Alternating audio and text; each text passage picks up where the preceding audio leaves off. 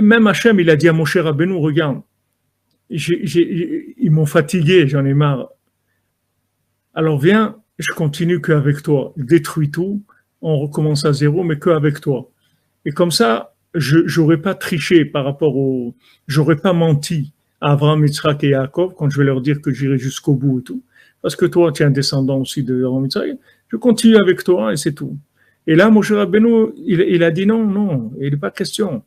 C'est avec tout le monde. Mais Moshe Rabbeinu l'a sauvé le monde parce qu'il a réveillé la miséricorde d'Hachem d'un niveau beaucoup plus élevé. Parce qu'à ce moment-là, il y avait de la rigueur. Qu'est-ce que c'est ces comportements que vous faites? Tout ce que je dis, vous faites à l'envers. Où on va aller comme ça? On va nulle part. Donc, il voulait tout éliminer, garder comme Moshe Rabbeinu. C'est arrivé à un moment terrible comme ça. Mais Moshe Rabbeinu l'a réveillé la miséricorde d'Hachem. Et il s'est donné pour le monde. Il a dit à Hachem, ou on continue avec eux, ou si tu veux arrêter, mais t'arrêtes complètement. Tu m'effaces à moi aussi. Si tu les effaces à eux, tu m'effaces avec eux. Il n'a pas dit, wow, c'est super et on va commencer un monde, et je vais être seul avec Hachem, avec mes enfants, on va commencer des générations de high-tech de grandes sadikim, etc., des Superman, des gens de haut niveau, et pas du tout. Parce que mon cher Rabbeinu, il savait qu'est-ce que Hachem il veut. Il a compris. Lui, il savait la profondeur du vouloir d'Hachem, que Hachem ne veut jamais éliminer. Mais c'est des fois, en haut, il y a des accusations qui sont tellement fortes, il faut quelqu'un de capable qui se donne. Donc, il y a des fois où il y a des situations dans ta vie qui sont bloquées complètement. Complètement bloquées. Pourquoi? Tu ne sais pas pourquoi. Des fois, c'est par des choses que tu as fait maintenant, des fois d'autres vies, mais il y a des blocages. Des choses qui sont bloquées. Tu veux débloquer, il faut que tu donnes tout. C'est-à-dire, on va t'amener, qu'est-ce que ça veut dire tout? C'est-à-dire que tu vas arriver à un moment où tu vas donner gratuitement. Tu n'attends rien. Dès que tu fais un acte comme ça, gratuit, tu es sorti de prison. C'est fini. Puisque maintenant, les accusateurs, c'est quoi? Qu'est-ce que c'est un accusateur? Il vient, il dit, voyons voir ce monsieur-là, ce qu'il a fait. Voilà ce qu'il a fait. Vol. Voilà son dossier. Vol à main armée, vol à l'étalage, blanchiment, abus de biens sociaux, et il sort la liste. Voilà ce qu'il a fait. Ok. Maintenant, lui, il vient, il fait un acte gratuit. D'accord? Il donne, il attend rien. Donc, c'est donner à perte. Donc, cet acte, il est gratuit. Il attend rien, c'est pas un business. S'il attend un business, il est dans le même business plan. Je donne, je reçois. Mais là, il a donné, il attend. Voilà, il n'y a pas de contrepartie. Dès qu'il fait ça, tout son dossier d'accusation, il s'en va. Parce qu'on dit, attendez, regardez-le. Maintenant, lui, il a donné, il attend rien. Ok, normalement, quand on donne, c'est pour recevoir. Regardez, lui, il a donné, il attend rien. Donc, lui, il n'a pas agi avec une justice. Il a dépassé la notion de justice. Donc, tout ce qui est justice, vous annulez pour lui. C'est comme ça qu'il y a eu l'ouverture de la mer Rouge. L'ouverture de la mer Rouge s'est fait comme ça. À cause que Abraham, il a été sacrifié Yitzhak le matin tôt. Hachem lui a dit, tu vas sacrifier Yitzhak. Donc, il n'a pas le choix, Abraham Avinu, doit le faire.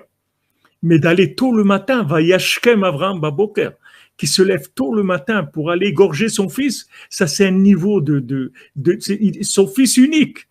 Il va l'égorger. Parce que lui, il est parti pour l'égorger. Et papa, il ne savait pas qu'il allait avoir un miracle. Et lui, il va Beth Mimout. Hachem, il lui a dit, tu vas égorger ton fils, on y va, c'est tout.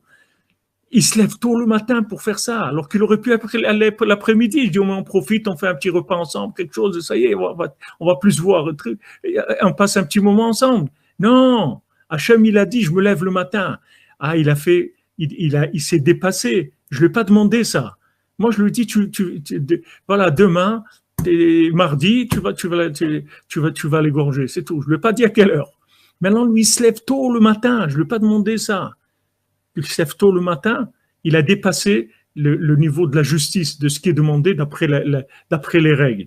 Ok, il est sorti des règles. Alors, moi aussi, bien que maintenant, c'est des gens qui sont pas dans un état d'être délivrés, normalement, d'après les dossiers qu'ils ont, je dois les noyer avec les Égyptiens, je dois noyer tout le monde. Ça, c'est d'après les dossiers qui sont en haut. Mais du fait que maintenant Abraham il s'est dépassé, alors j'enlève la justice et voilà, je l'ai libéré. C'est comme ça qu'on a été sauvé. Et dans notre vie, c'est comme ça. Quand vous voulez débloquer des choses, que vous voyez que c'est bloqué complètement, Hachem, il va vous envoyer quelque chose qui va vous permettre de débloquer. Comment vous allez débloquer? C'est-à-dire quelqu'un que vous allez l'aider et vous allez vraiment pas envie de l'aider parce que vous savez que cette personne-là, il y a rien comme on dit, rien à gratter, il y a rien à tirer de lui. C'est du gratuit total. Ça va vous débloquer vos situations qui sont bloquées. Il y a des situations bloquées, on ne sait pas pourquoi, parce qu'il y a des blocages. Hachem, il est obligé de respecter un système de justice. À moins qu'il y ait un tzaddik qui vient, qui plaide pour toi et qui te libère.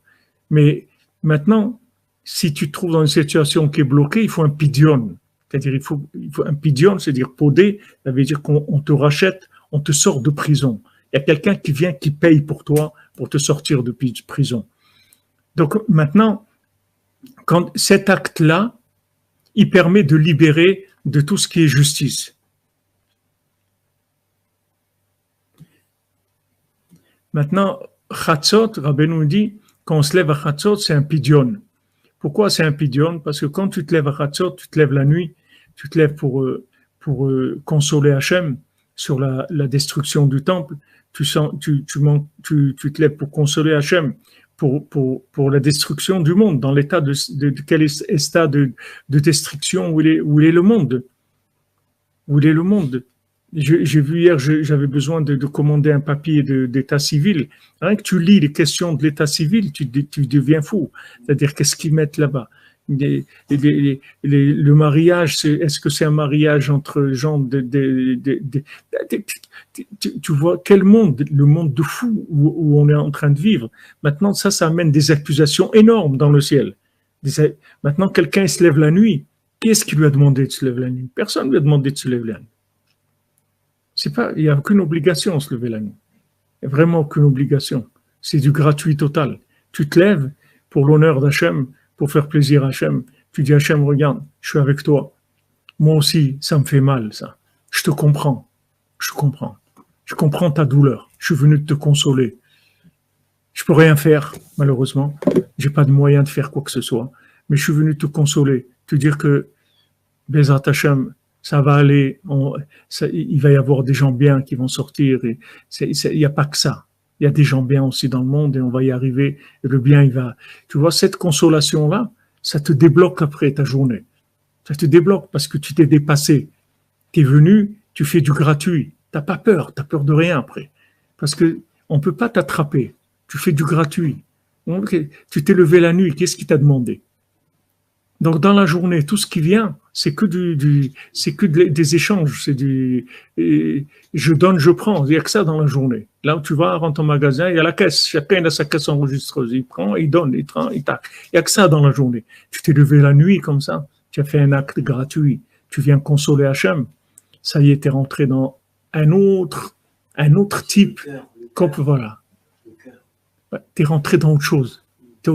Tu fais partie des gens qui voient le monde comme Hachem il veut qu'on le voit, avec de la miséricorde, avec de l'espoir. Nous disons Hachem, il y a de l'espoir.